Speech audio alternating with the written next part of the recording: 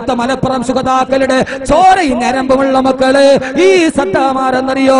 ലോക ചരിത്രത്തിൽ ഒരു മുസ്ലിമിന്റെ പുഞ്ചിരിക്ക് സാമ്രാജ്യത്വത്തിന്റെ കൊട്ടാരത്തെ തകർത്ത് തരിപ്പണമാക്കാൻ കഴിഞ്ഞെങ്കിൽ ഒരു പുഞ്ചിരി കൊണ്ട് ആയുധത്തെക്കാൾ വലിയുന്ന പുഞ്ചിരി, ആ പുഞ്ചിരി കൊണ്ട് സാമ്രാജ്യത്തെ തകർക്കാൻ കഴിഞ്ഞിട്ടുണ്ടെങ്കിൽ, സാമ്രാജ്യത്തിന്റെ നെഞ്ചു പിളർക്കാൻ കഴിഞ്ഞിട്ടുണ്ടെങ്കിൽ അത് ഹിറ്റ്ലറിനല്ല, മുസോളിക്കല്ല, സാക്ഷാൽ ചെഗുവേരക്കല്ല.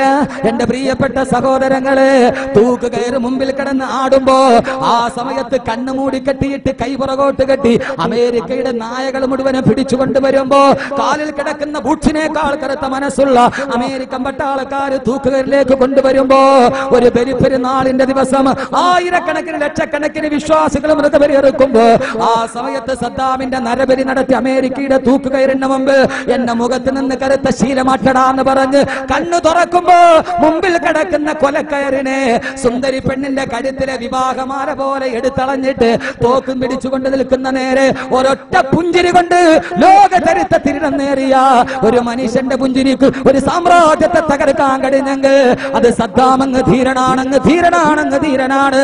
അത് ഇറാഖിന്റെ പുത്രൻ സദ്ദാം ഹുസൈന് മാത്രമാണ്.